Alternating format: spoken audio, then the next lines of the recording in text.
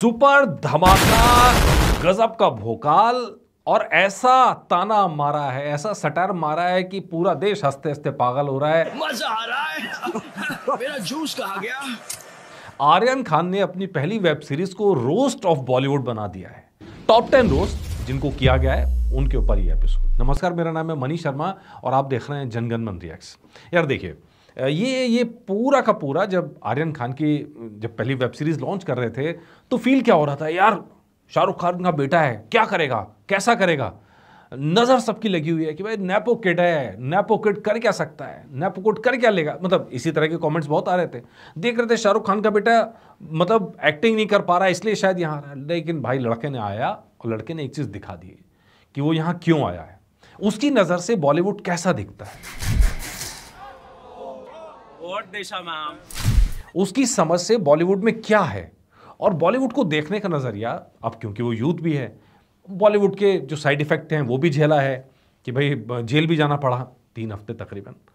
वो सब झेलने के बाद में उसका अपना एक विजन और एक बिल्कुल क्लियर कट लाइन जो दिखी है वो वेब सीरीज के अंदर दिखाई दी है और पहली वेब सीरीज में ही खूब अच्छे से रोस्ट किया है। और ये नया ट्रेंड आपको ओटीटी पे दिखाई देगा आर्यन खान की इस वेब सीरीज से। अच्छा, सबसे मजेदार क्या होता है कि सबसे बढ़िया कॉमेडी क्या होती है, मतलब जो मुझे लगता है कि एक कॉमेडी वो होती है जिसमें हम दूसरों का मजाक बनाते हैं, ठीक है।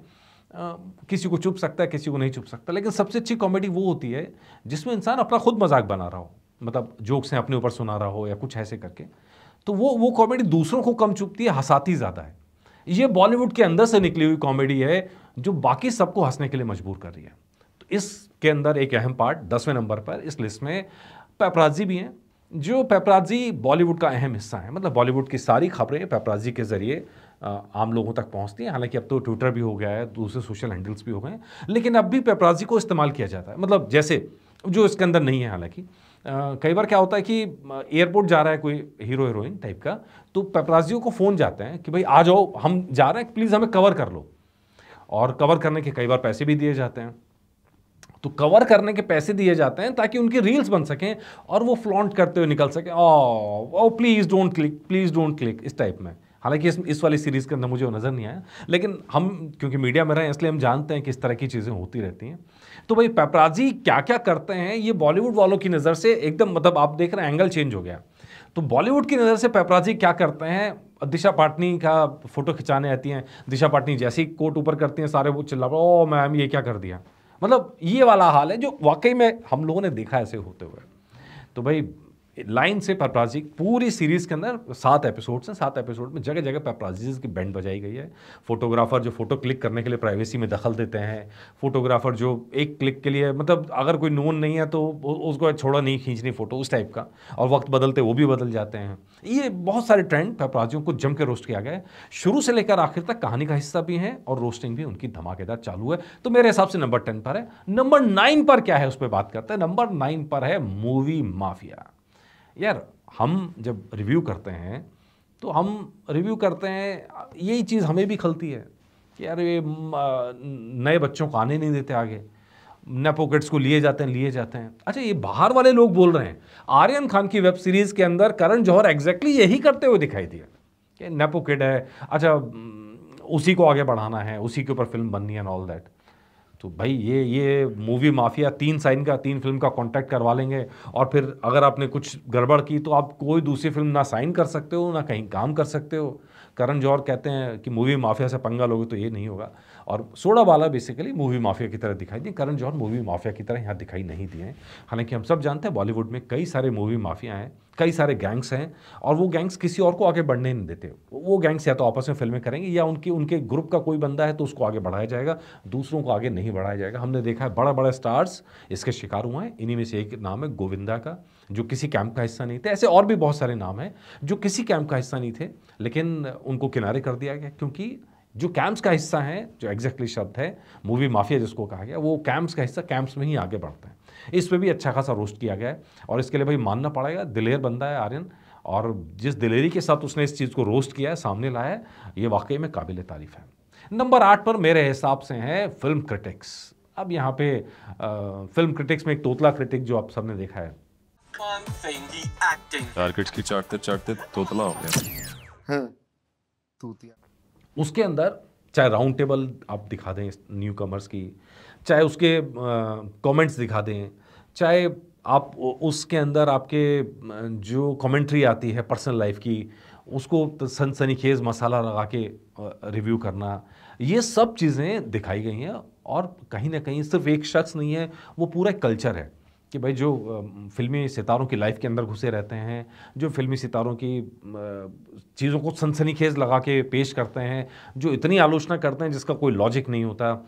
न्यू कमर्स को पता लगता है कि हम तो सब जानते हैं, हम लोगों की भाषा में तो शब्द इस्तेमाल होता है समोसा क्रिटिक्स। तो इस तरह के समोसा क्रिटिक्स पर इसमें अच्छा खासा तंज किया गया है और मेरे हिसाब से ये नंबर बैठता है 8 पे। तो नंबर 7 की तरफ बढ़ते हैं।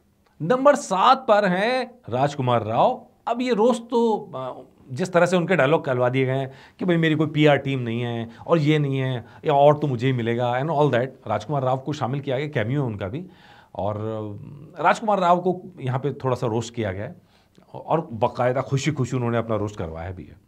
लेकिन इससे ज़्यादा रोस्ट तो अर्जुन कपूर का हुआ है जो नंबर 6 पर है हमारे हिसाब से।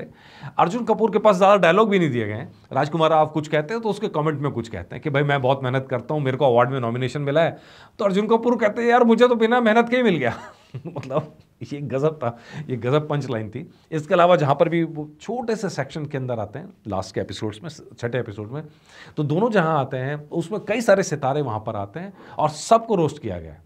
और लाइन से मतलब फिल्म फेयर अवार्ड्स जो होते हैं, नाम यहाँ पर चेंज कर दिया गया, स्टार स्क्रीन अवार्ड जो होते हैं, मतलब तरह तरह के अवार्ड्स हैं। बेसिकली अवार्ड फंक्शन पे सीधा सीधा यहाँ पर रोस्ट किया गया है और पूरी की पूरी जमात आती है और उन सबको कैसे अंदर खाने में बातें चलती हैं, कैसे एक दूसरे की बिचिंग होती है एंड ऑल दैट, कैसे एक दूसरे को नीचे गिराया जाता है, सब इसके अंदर हिस्सा बन गया है। तो भाई ये कमाल की तारीफ आर्यन खान की। मैं फिर कह रहा हूँ यार, ये चीज़ बहुत शानदार लगी मुझे कि बंदे ने जिगर दिखाया है, मतलब, और जिगर के साथ में कहीं ना कहीं शाहरुख खान का हाथ भी है। शाहरुख खान को हम जानते हैं इस काम के लिए एक स्टेज परफॉर्मर हैं, कॉमेडी के बादशाह हैं, इस मामले में कोई शक नहीं है। वो कहीं ना कहीं एक सेंस ऑफ ह्यूमर इस पूरी फिल्म के, इस पूरी ओटीटी सीरीज़ के अंदर आपको दिखाई दिया सातों के सातों एपिसोड्स में। अब न बढ़ते हैं 5वें नंबर की तरफ। नंबर 5 है रणवीर सिंह। हमने कल के एपिसोड में भी जिक्र किया था, पहले एपिसोड में रणवीर सिंह की एंट्री करा दी गई थी और रणवीर सिंह की एंट्री करा के वो जो सीन था ना करण जौहर के साथ एंट्री करने का फिल्म की सक्सेस पार्टी में, कि पैर के अंदर बैंडेज बंधा हुआ है कि प्लास्टर बंधा हुआ है और आगे लंगड़ाते हुए आ रहे हैं, करण जौहर से कह रहे हैं यार मैं फिल्म नहीं कर पाऊंगा, चोट लग गई। तो करण जौहर तो बोलते हैं कहाँ से लगवा ली, कहता है चोट लग गई, अब 6 महीने, कह रहा अगले महीने तक ठीक हो जाए, फिल्म करनी है। कहता है 6 महीने डेट्स ही नहीं है मेरे पास, मैं काम ही नहीं कर पाऊँगा। और फिर जाके जैसे एसएस राजमौली का फ़ोन आता है तो बैसाखी साइड में छूट जाती है, प्लास्टर साइड में पड़ जाता है, दौड़ते हो जाते हैं। हाँ सर, डेट्स की कोई समस्या नहीं है, आपके लिए सारी डेट्स हैं, करण जौहर के लिए डेट्स नहीं है, वो तो अफवाहें हैं एंड ऑल दैट।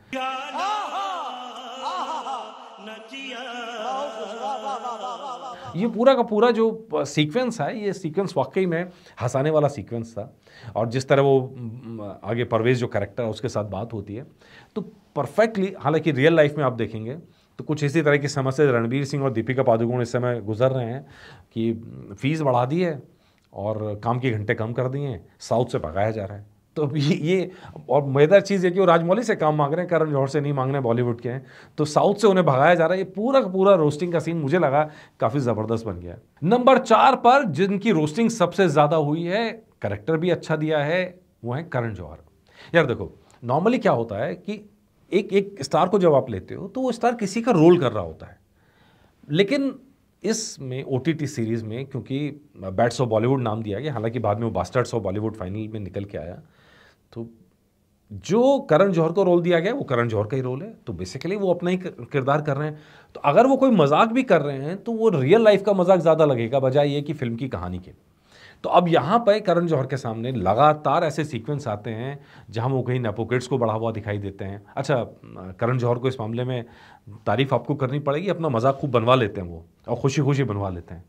तो यहाँ पर करण जौहर का कई बार मजाक किया गया, कई बार ऐसे इश्यूज़ उठाए गए, जैसे मूवी माफिया उनके मुंह से करवाया गया, जैसे नेपोकिड्स का इस्तेमाल उनके मुंह से करवाया गया, जैसे करण जौहर को जो सिचुएशंस हैं फिल्म से कब किसको निकालना है, क्या करना है, वो पूरा का पूरा रोस्टिंग करण जौहर की और उनके काम करने के तरीके की यहाँ पर हुई है और इसीलिए मेरे हिसाब से नंबर 4 पर है। नंबर 3 पर आते हैं तो नंबर 3 पर जो रोस्टिंग हुई है वो हुई है आमिर खान की। आमिर खान मिस्टर परफेक्शनिस्ट, ठीक है, हम सब जानते हैं फिल्मों के अंदर जब बात आती है तो अपने परफेक्शन के लिए जानते हैं। फिल्म बना लेते हैं, पहले 50 लोगों को दिखाते हैं, उसके बाद सिनेमा थिएटर्स में लाते हैं, कुछ कमी लगे तो फिर पैच वर्क हो जाता है। लाहौर 1947 के साथ ठीक ऐसा ही हो रहा है। फिल्म बन के तैयार पड़ी है, कुछ लोगों को दिखाया कि लगा नहीं ये चेंज होना है, वो चेंज होना है, पैच वर्क के चक्कर में फिल्म 1 साल लटक गई। ये आमिर खान का तरीका काम करने का। परफेक्शन में इसलिए इतने चले जाते हैं कि कई बार क्या है, लाल सिंह चड्ढा की बजट जो कॉस्टिंग थी वो शूटअप होते होते इतनी पहुंच गई कि फिल्म उतना कमाई नहीं पाई बॉक्स ऑफिस पे। ये परफेक्शन का हाल है।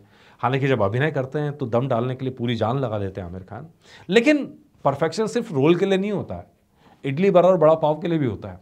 ये रोस्ट आमिर खान का यहाँ पर किया गया है। इडली और वड़ा पाव, सोच मत, इडली सांभर या वड़ा पाव। वड़ा पाव।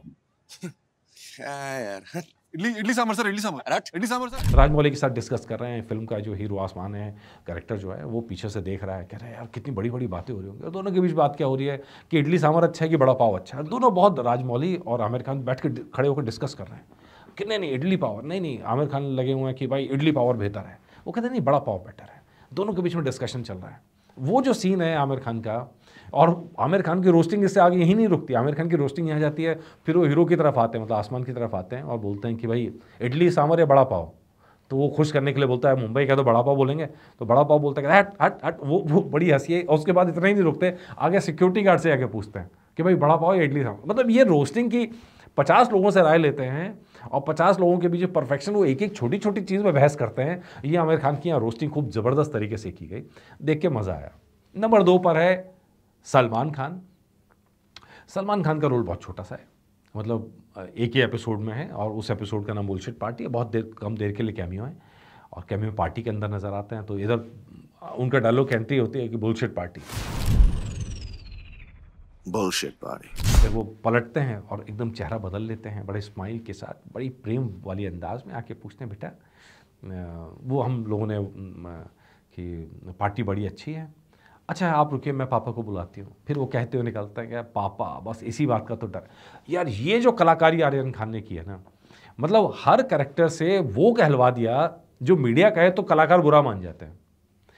आर्यन खान ने अपनी स्क्रिप्टिंग में सलमान खान के ऊपर तंज कस दिए, आमिर खान पे तंज कस दिए, इमरान हाशमी, अरशद वारसी सबको उतार दिया लाइन से, और उनको वो रोस्टिंग भी करवा ली जो शायद, मतलब मैं सीरियसली कहूँ, अगर बाहर कोई करेगा तो उन सबको बहुत बहुत बुरा लग जाता है ये बात।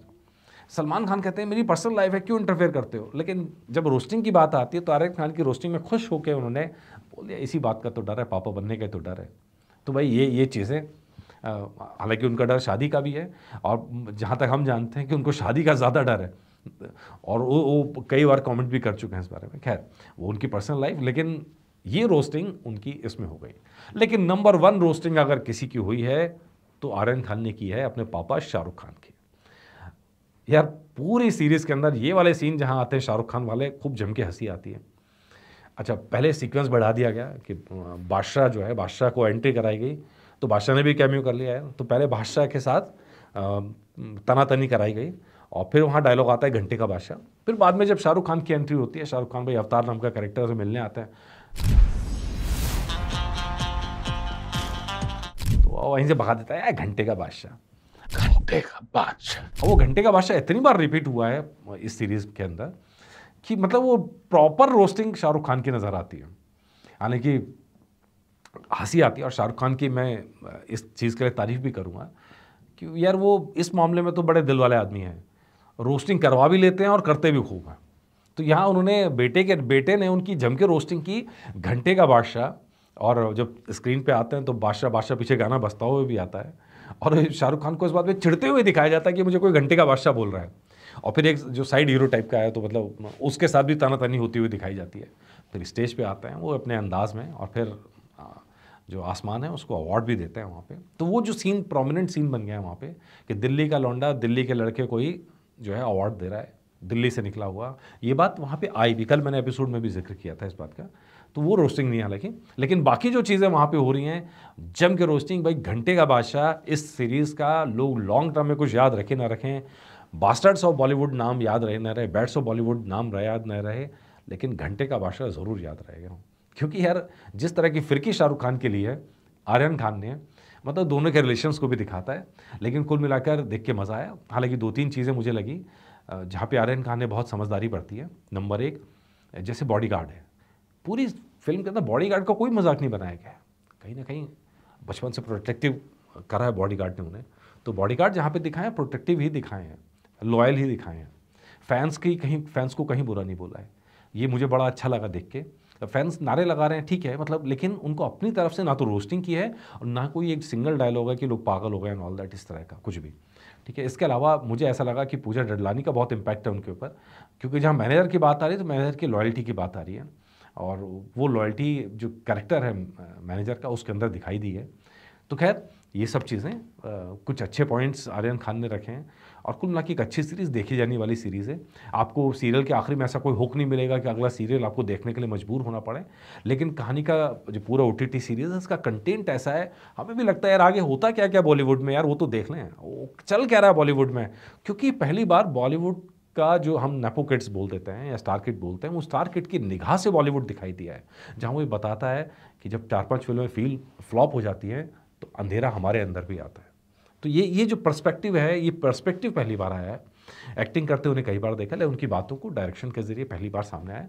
देख के बहुत अच्छा लगा। बहुत बहुत बधाई आर्यन खान को, और उम्मीद करते हैं कि कुछ अच्छे शोज़ वो आगे भी लाएं, और इसी तरह का टू मच वाला आने दो कंटेंट, यार मज़ा आया।